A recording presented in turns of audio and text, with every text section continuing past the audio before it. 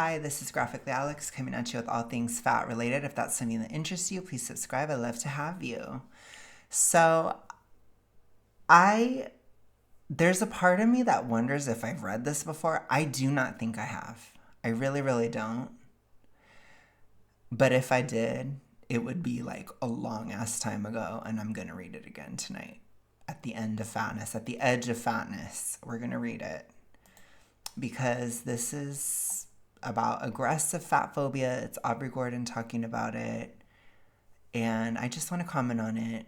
You know, I'm at the end of the road. I'm at the end of the fat road. So I just want to talk about it because I'm here. You know, I feel like I'm going into this super intense shift right now where it's like, I think like right now in February, I'm getting out of that social category of fat. And then in March, I'll probably get out of obesity, which that has its own set of things that I'm going to have to reflect upon, which are a lot more physical. But getting out of fatness and getting out of the label of it is something else. I'll tell you that much. It's very strange. So I'm kind of like splitting it so that I can handle one, then the other. But I feel like it's coming in one wave and then the other. So that's kind of insane. So I want to comment on this as I guess I'm going to be getting out of fat phobia, apparently.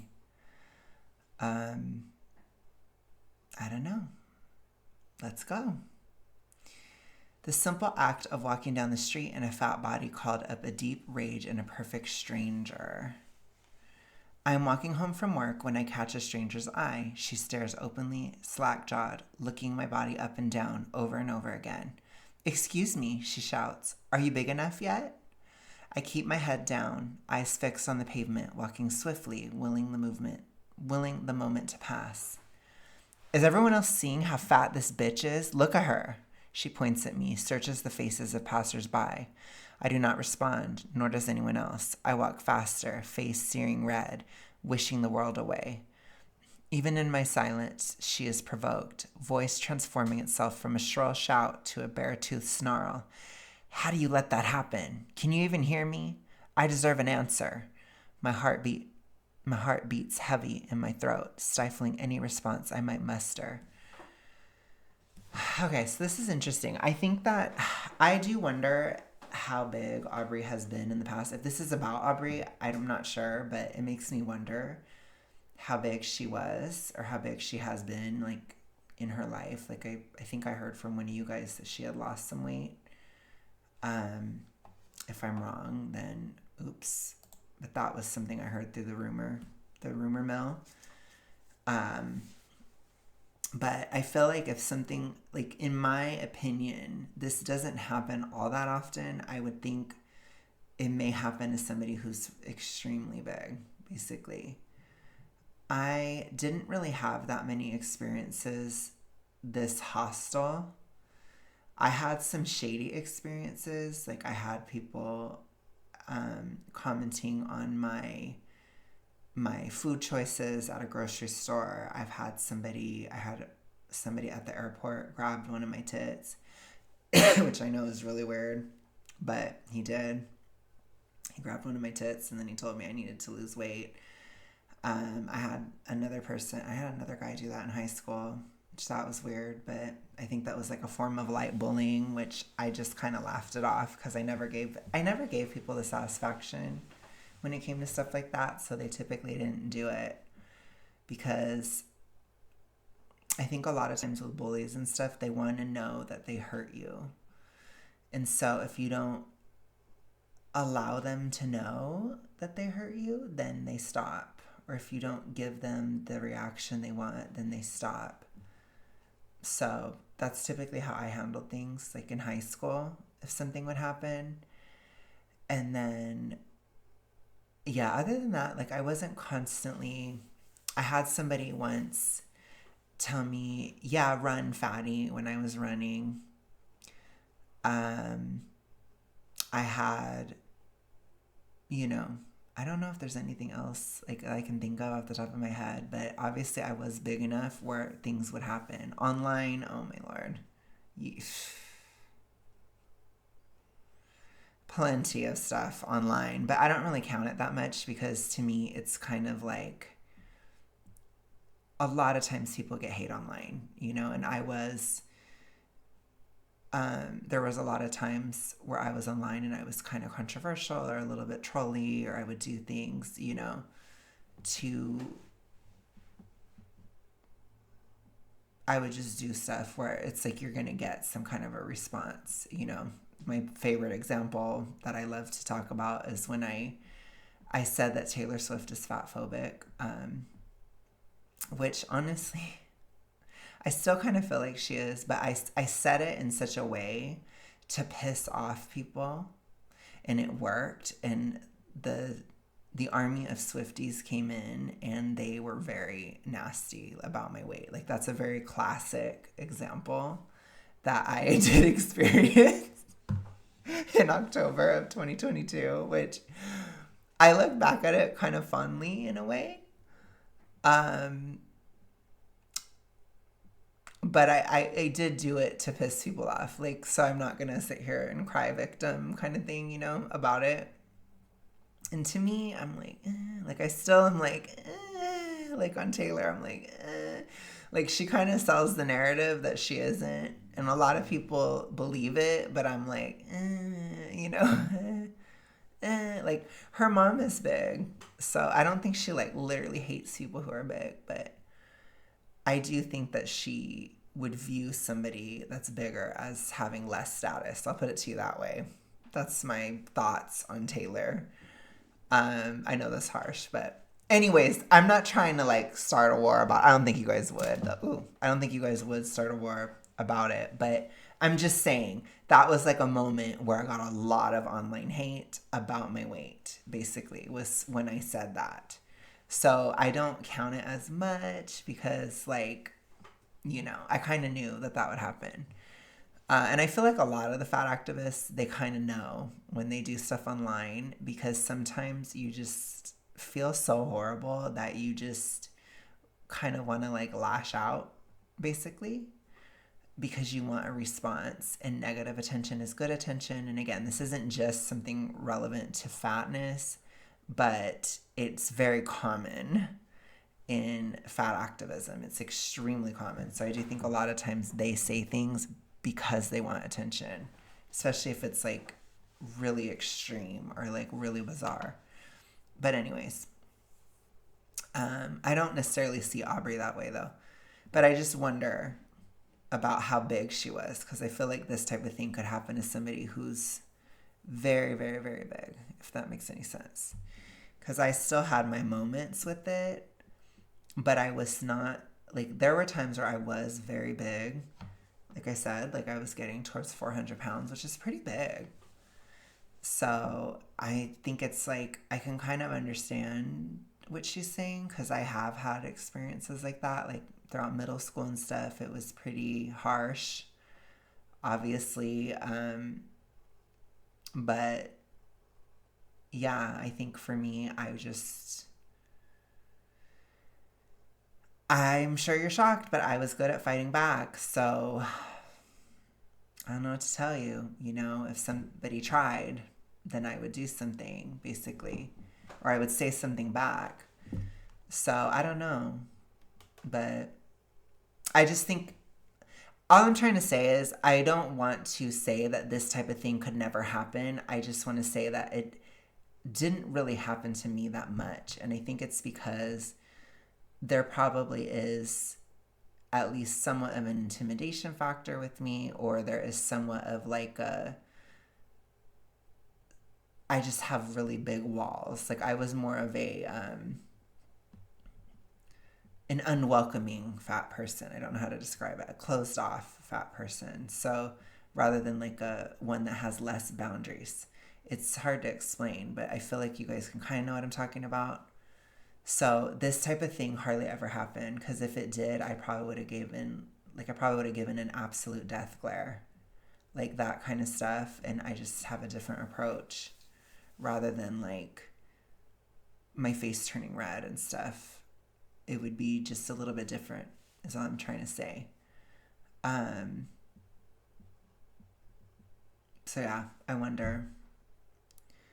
just wonder how big she was. That's all I'm asking. Anyways, that evening I struggle to concentrate or relax. My heartbeat shakes and clatters like a paint mixer in every inch of my skin. Yeah, this type of experience would be extremely triggering for somebody with an E followed by the letter D. It's pretty cruel. I wouldn't ever suggest this at all. I don't think it's helpful at all. I'm sure that she'll probably omit the fact that she likely BINGE'd after this, but that'll conveniently not be written about. I wonder why, right? But yeah. That evening I struggle to concentrate or relax. My heartbeat shakes and clatters like a paint mixer in every inch of my skin. I'm hopelessly vigilant, distracted by some complex calculus that might help me predict or prevent this stranger's return. What little sleep I get is restless. The next day I tell my boss I will work from home. I do not tell her why. For months I cannot think about what this stranger said. I can only feel it. See, this is where I'm like, I understand that it's a really horrible thing. I'm not going to say that it's okay. I'm not excusing the person that does it. In fact, I think it's really wrong to do it. I think it's totally misguided. I don't think it helps. I think it's just awful to do that. But I do think ruminating about it for months. Sorry, I'm like having an issue with my hair. My hair is really bothering me. I do think ruminating about it for months should be examined. Months or even years. Like I said, there's certain experiences I have had that it's hard for me to even remember because I don't think about them that much. Certainly not anymore. And remember, I was starting to let go of E followed by the letter D from 2014 forward. So it's been over 10 years where I was at least fighting it. And it's been 4 since I've been out of it. So that's a lot. So 6 years I was fighting it, 4 out. So it's a long time before, I was not, actively ruminating about this type of stuff since probably pre-2014, because I just learned that it's just not a good way to be. But like I said, a lot of my experiences I do remember. They happen more 2018, 2016,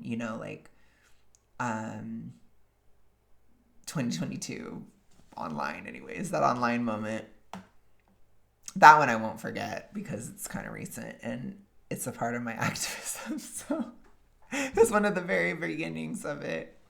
So anyways, the very humble beginnings, I'll put it to you that way, in my anti-FA activism. Anyways,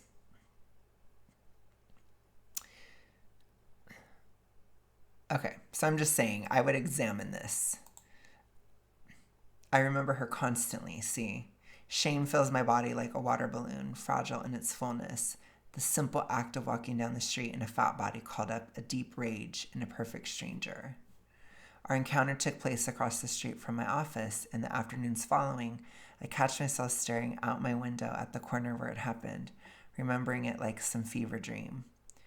I become a knot of muscle memory with tense forearms and fists, calves flexed and ready to run. Before I leave for the day, I check out the window again, scanning the street for her. So this type of experience, this is how I felt after I had my car accident. I still would go down that street. And again, it was not a dangerous car accident that was triggering or caused a little bit of, honestly, a trauma. It was the fact that I depend on my car for a living. And it was really financially terrifying at the time that it happened. So it was more of a financial thing.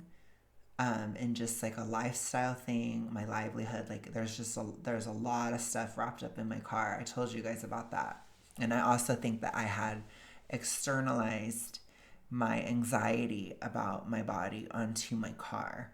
It was like a early coping mechanism for no longer having the ED. So it did happen kind of subconsciously, and I didn't realize it was happening. So instead of obsessing over my body, I was obsessing over my car for a lot of different reasons. So when the car accident occurred, it just totally freaked me out. And so, like, I had the same kind of response about it, where I'd go to that intersection where it occurred and I'd think about it every single time. And it took a long time for me to get over it. I feel pretty over it now, but I'm just saying there's probably psychological issues. I'm just going to say, like, involved with this, because I understand that being yelled at is tough, but I don't think it's something that should create this.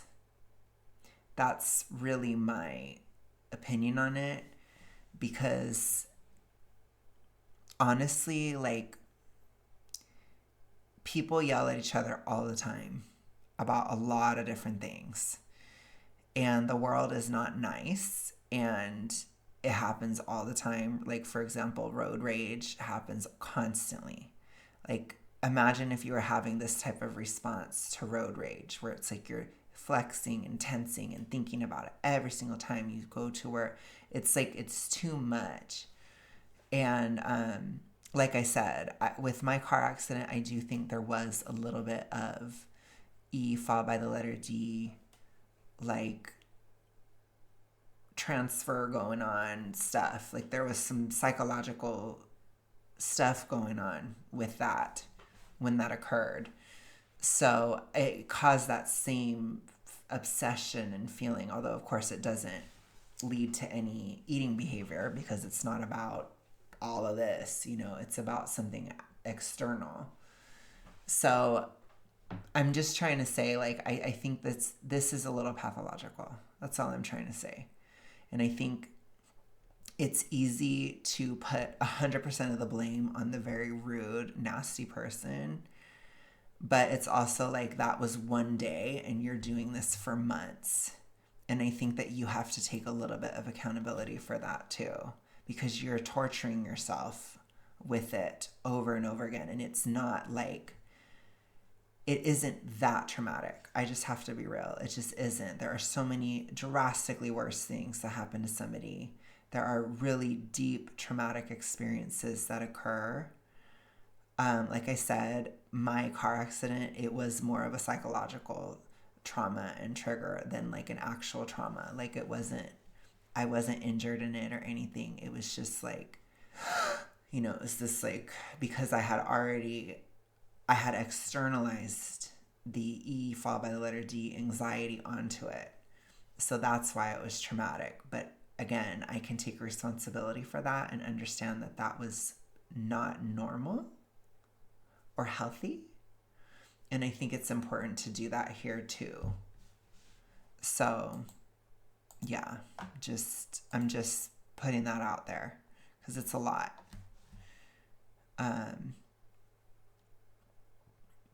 Okay, I'll just skip this one because I think it comes up later. I stopped wearing the dress I wore that day, first hanging it in the back of my closet, then giving it away a few weeks later. Its bold, magenta knit draws too much attention to a body that cannot keep me safe. I begin wearing baggy, nondescript clothing, plain jeans and oversized black tunics, long sleeve and large coats, long necklaces over high necklines. But even with my new wardrobe and protocol in place, it happens again.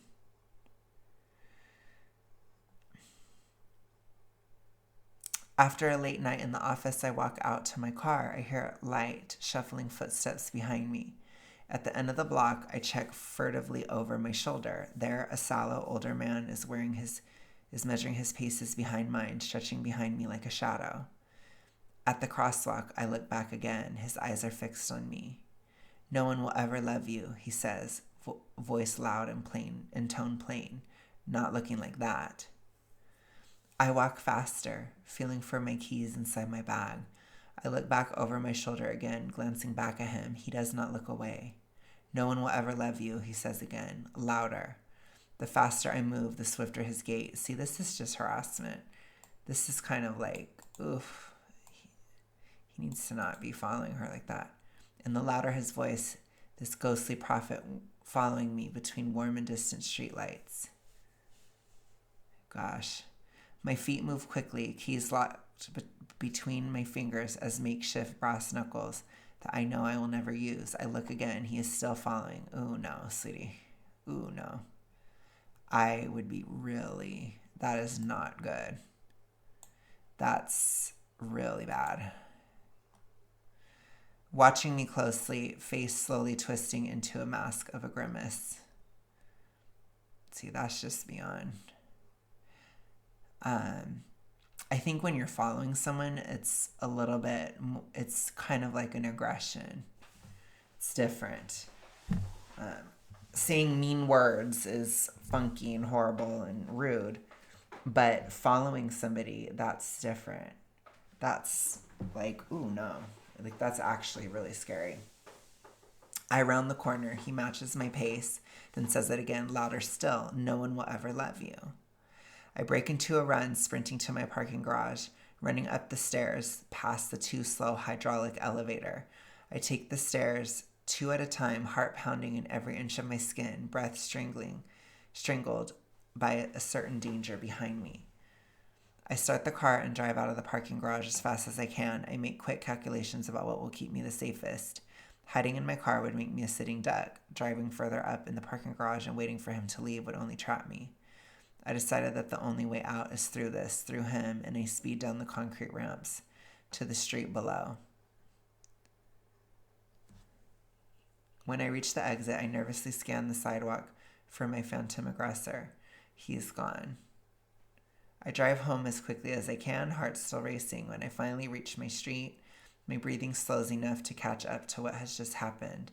Suddenly, when I catch my breath, I am overcome. My tears come in waves, stronger each time, until I can hear myself wailing. Yeah, well, that type of experience, that's different. Like, that's not just about being fat. That's, like, really, that's scary, you know? So, yeah. That's, like, a scary experience. I am not humiliated or ashamed. I am terrified. Yeah, understandably. All my precautions failed. There is nothing I can do to stay safe. However I dress, whoever is around, I am always vulnerable. My body makes me a target.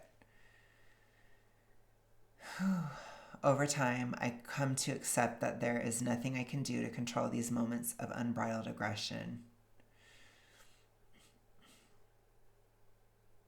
I tell myself that these 2 strangers made their own decisions about what to do when they saw me. I tell myself that they alone were responsible for their own behavior, although I cannot quite believe it yet. Okay. I do not tell anyone what happened until finally, weeks later, I work up the courage to disclose these moments to thinner friends.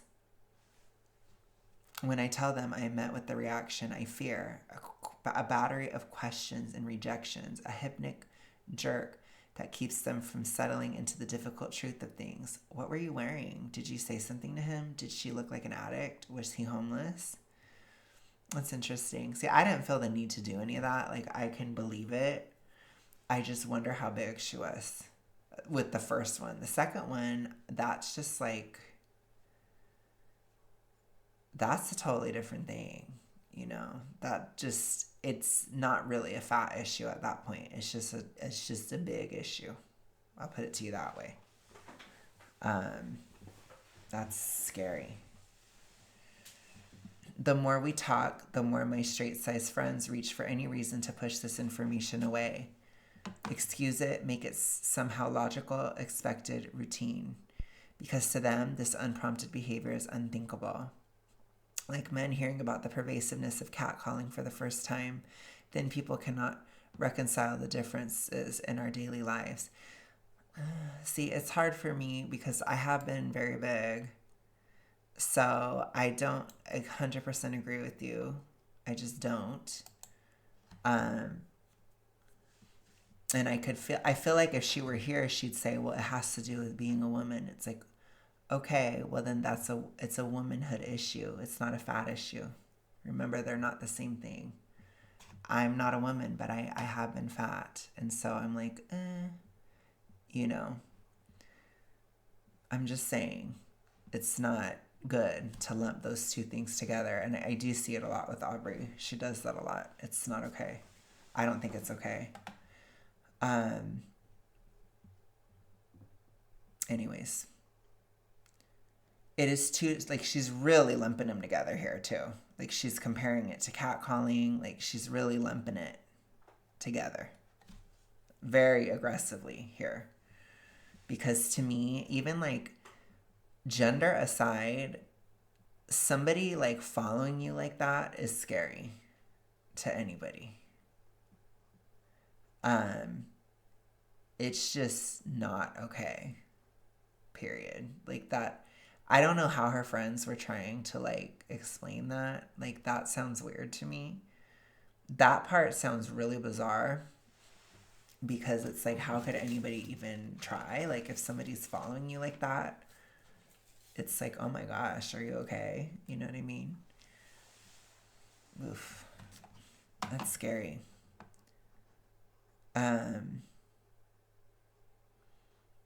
It is too distressing to recognize that their fat friend lives with such a dramatically different reality.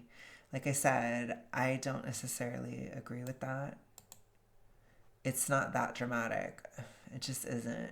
There are things that happen, but it's not all the time. So, I'm just saying, I think it's kind of like too dramatic. You yourself in this article said that there were months and months and months of time. So how many months and months and months of time throughout all the years and years and years of your life did nothing happen? You see, it's not a realistic perspective. And to tie it to size, I think, is problematic because it can lead to obsession over it, and it can go into an eating behavior, and it can become like a whole thing that's very unhealthy. So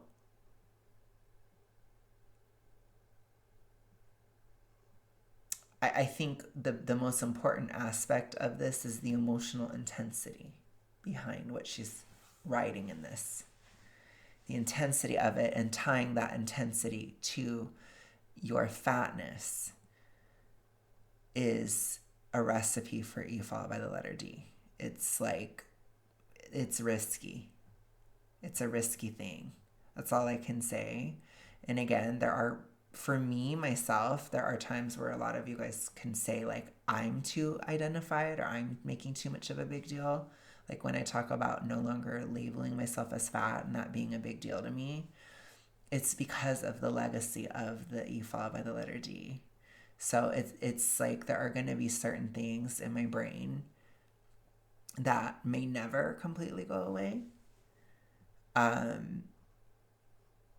But they also do. But it's like, it's also been 4 years. So it's like, it takes a long time. You know what I mean? But yeah, I mean, if people were going to comment on me and be like, I don't know, that's not healthy or whatever, I could understand it, but it's also like, there's going to be some differences between me and somebody that never had the disorder. I had it very severely for like 15 years. Not 15, sorry. I had it for like 15, but I had it severely for like 11, I guess. 2009 to 2020. It was severe. And then I had it a little earlier than that. But it wasn't severe. Anyways, I did my time. So there's going to be certain things. So I can kind of understand what she's saying and what she's doing. But I think like the sort of inherent vulnerability of being a woman is not something that is tied to fatness. It's not something that you would necessarily escape by losing weight. And so I think it is a disordered mindset to put it into that perspective, because it's just, you're conflating it too much, in my opinion, with a different issue, especially with the guy that was following and all that kind of stuff, especially that. The other one, yeah, it's more about the size. But like I said, somebody yelling at you, whatever, you know, I don't know. Sorry. I just don't, I don't understand Aubrey's like Pollyanna, like view of the world that nobody's ever going to be mad at her or nobody's ever going to yell at her or something. That just doesn't make sense to me. But when you get to like aggressive acts of like following somebody and that kind of stuff, like obviously those things happen, but that's like a threat. It's like it's being threatening. And that's different. It may even be illegal. I don't know. But that's different is all I'm just saying it's a different level of experience, and I could see that being really, really, really scary, and at least somewhat traumatic, because that's super scary. But again, it's probably not so much about her size. It's probably about something else, which sometimes that can be a more disturbing truth than just focusing on your body size, And I feel like that's also kind of what she's doing there. So that's hard. That's just very hard. Okay.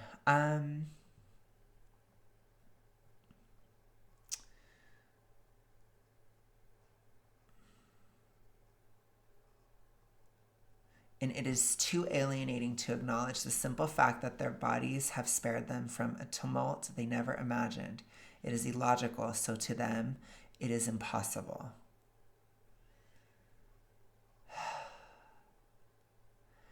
I don't know.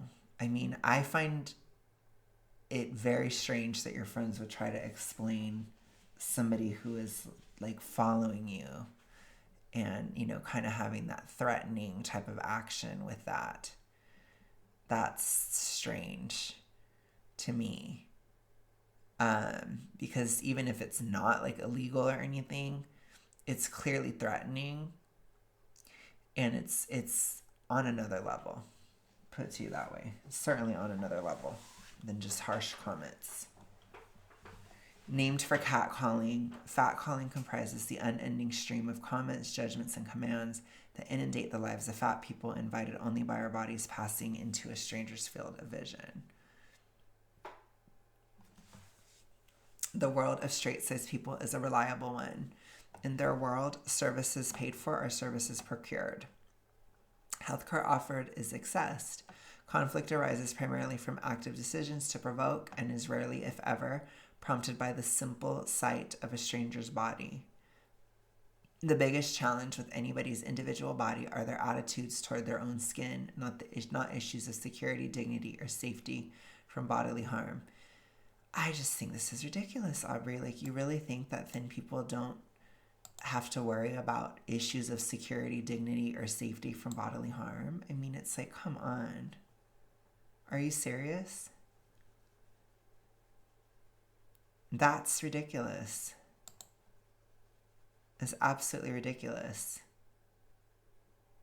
I don't live in a dream fantasy world that Aubrey lives in. Like, I'm aware that even for me, I will have to still worry about things like security.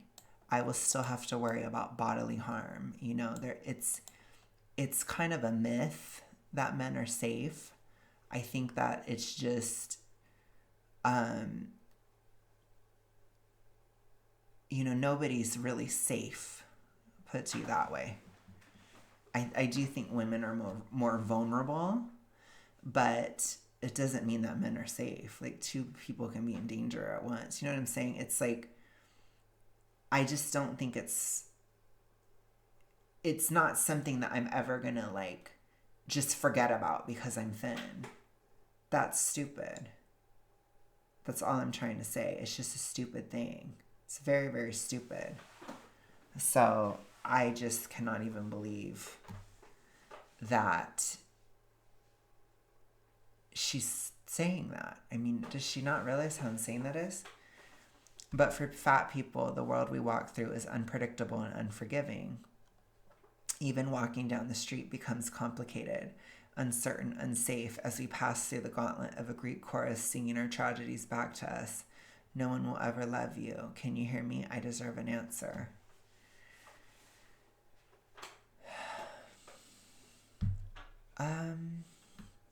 I just don't think that it happens that often, Aubrey. I think even you're being dramatic here. Even within this one article, it's months and months and months of time within. So it doesn't happen all the time. I do understand the following being really scary, but how often does that happen to you? If it's something that's constant, that is something to really look at and see if there's any ways to prevent it or to try to look at something. But if it's something kind of random, then it's very unfortunate. And it's like, I just don't know what to say, about it. Honestly. But it's like, I just don't think it happens nearly as often as she's acting. I just don't. I think that people over-exaggerate and they obsess over it if it does happen. Strangers' interjections about my body, my food, my clothing, and my character are a daily feature of my life as a fat person, as a very fat person.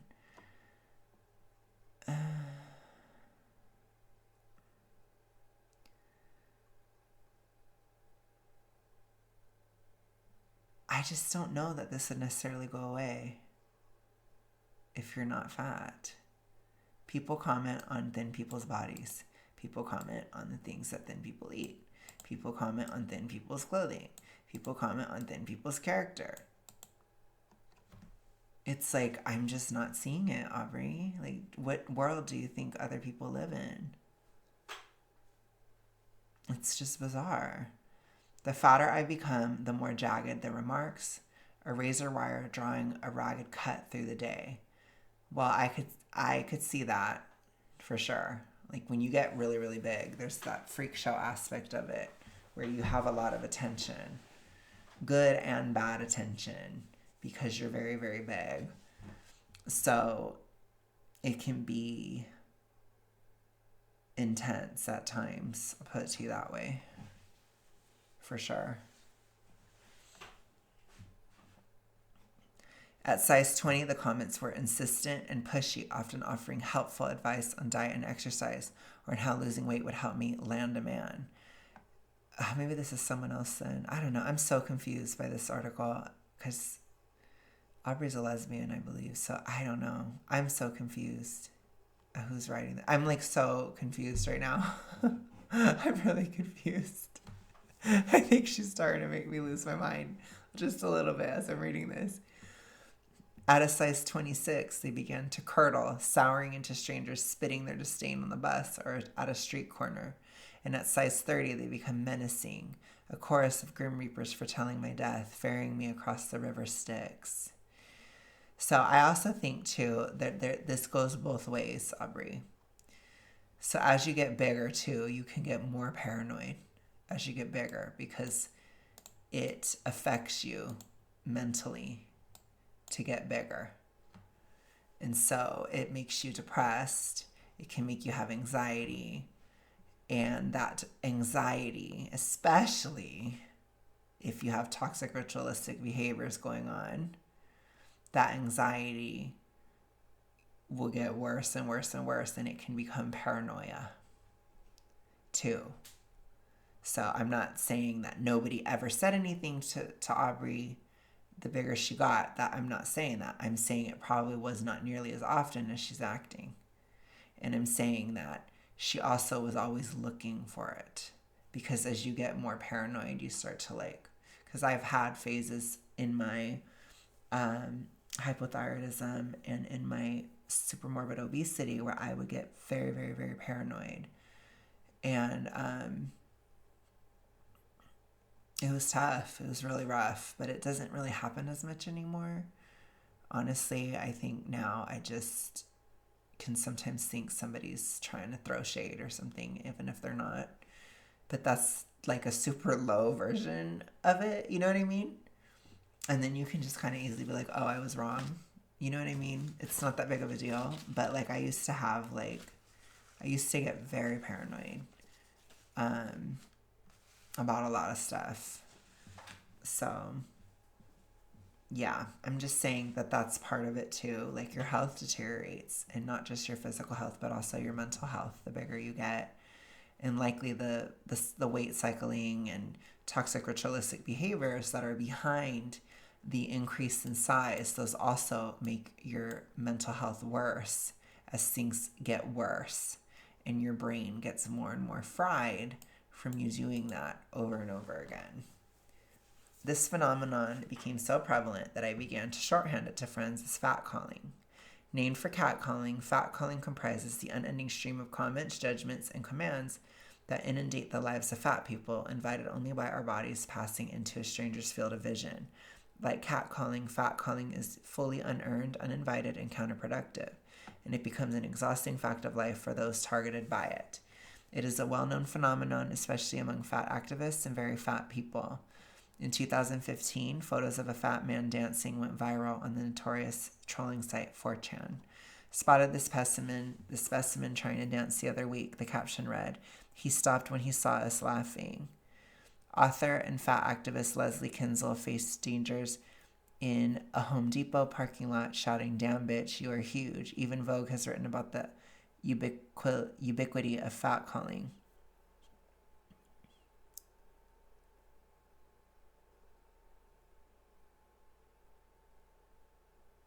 Okay, so somebody laughing is fat calling. Like, what is the standard of fat calling?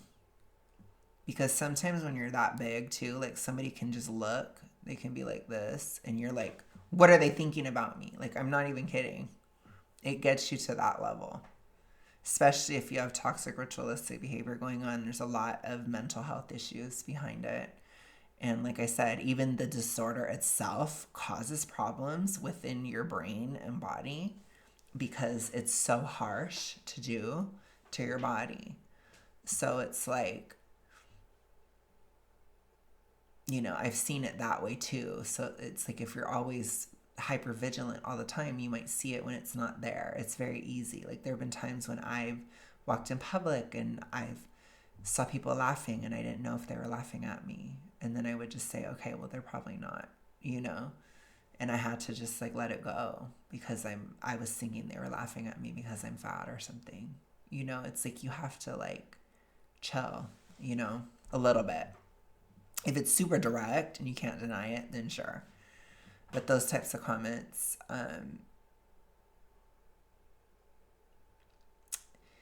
I think for me, what's bothering me about it and what's bothering me about this article is if it was really that often, then it wouldn't sting so much, Aubrey. You'd be used to it. You get used to stuff like that if it happens all the time. And the fact that it isn't happening all the time is why it bothers you so much. So to me, that's another way of that I can see that it's not happening that often. Because if it was truly daily, then it wouldn't bother you anymore. You get used to it. You get used to things. Even if you don't like it, people get used to stuff all the time. So, anyways.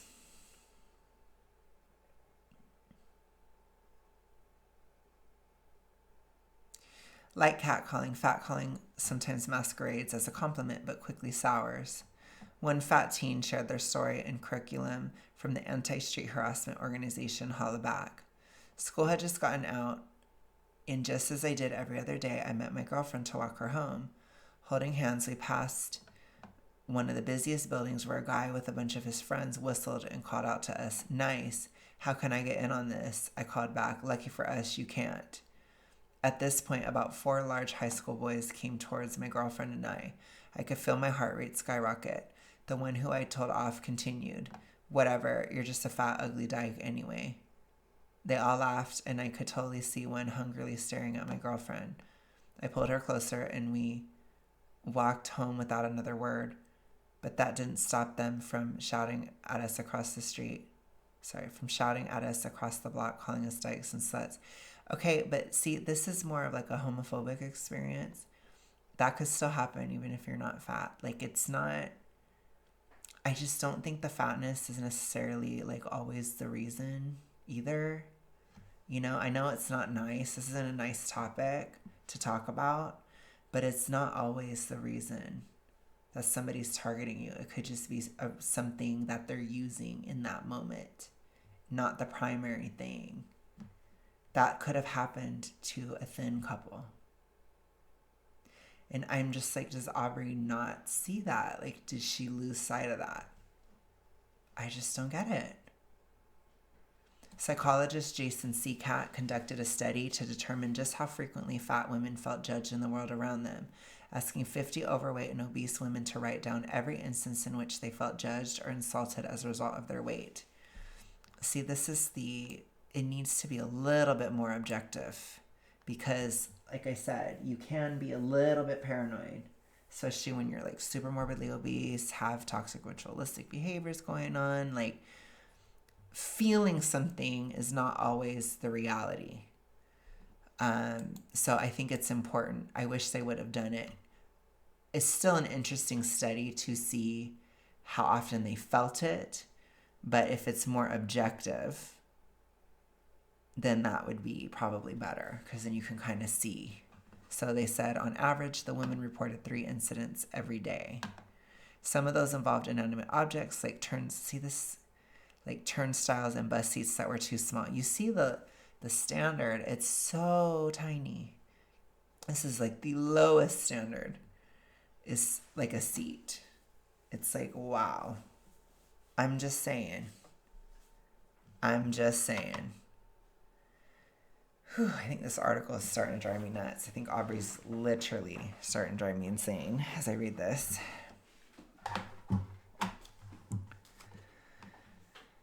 Oh gosh. To me, this is like a bunch of fat noise. This is fat noise.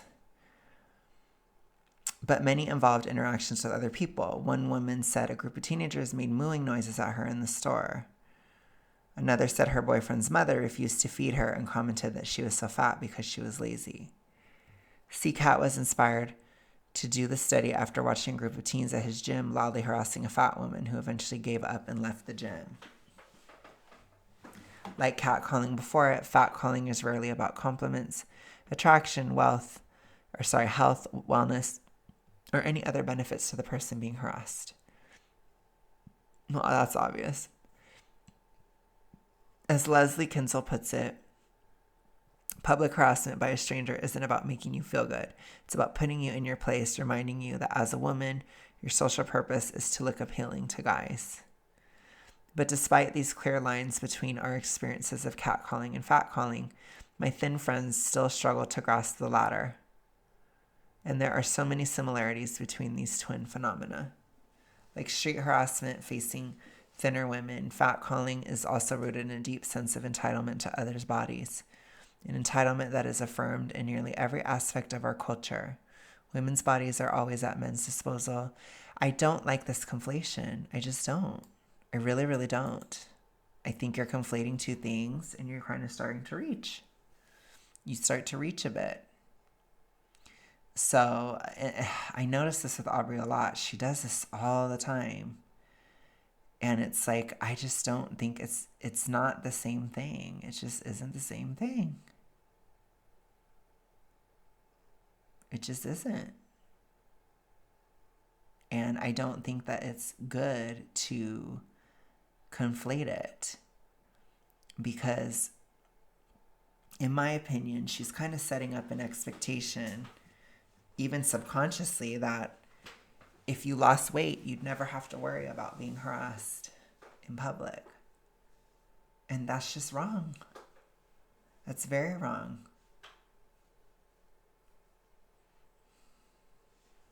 It's ridiculous. Which, if it's something that happens to you if you're fat and something that happens to you if you're thin, then it's probably not related to the weight. It's probably something else. It's probably something else. Another reason,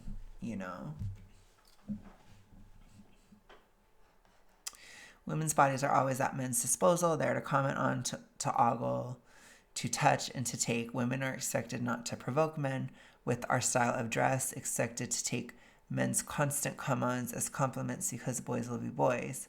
Women carry mace, learn self-defense techniques, develop networks to notify other women of men who assault and sexually harass us. Catcalling, like assault and harassment, are facts of life that we're expected to account for in our daily lives. And we do, often as a matter of survival. I'm just saying this is a very different issue than fatness. That's what I'm trying to say. Okay? It's very different. So it's just a complete conflation. And in that way, it can become a fixation that is used to justify the eating behavior. I think with Aubrey, it runs really, really, really deep because I've talked to you guys about it a lot where I'm literally like, could we actually ask her something and be like,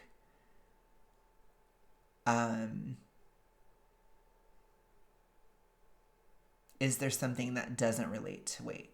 And I don't think she could say. Like, I honestly think she would not be able to say. But that's from her what we don't talk about when we talk about fat. Which I need to look into like copyright and stuff and see if I could read it on here. Because we need to take it up a notch in 2025. So I'm going to have to see about that. If you guys know, let me know.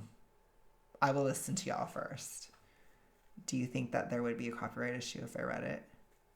Because I know I would have commentary. So maybe not. I guess let me know.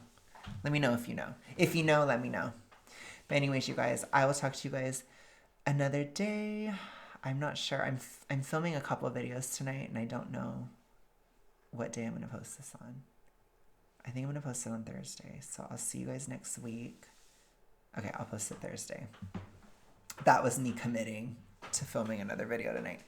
So basically, for my members, I'm going to be posting a video tomorrow when I wake up. I'm going to make it available to members. It'll be a Jubilee moment. So that goes for you guys tomorrow. But for everyone else, I will see you guys Monday. And we'll be talking about the brat era on Monday. I'm going to kind of do like a capstone moment and just kind of talk about the whole thing as a whole and what I learned and got from it and all that stuff. And then we go into a new era on Wednesday. So, which I'm really hoping that Eric will help me launch that era because I kind of need his help. I'm a little nervous. But anyways, you guys, I will see you guys later. Have a good one. Let me know what you think as always. We will talk soon. Bye.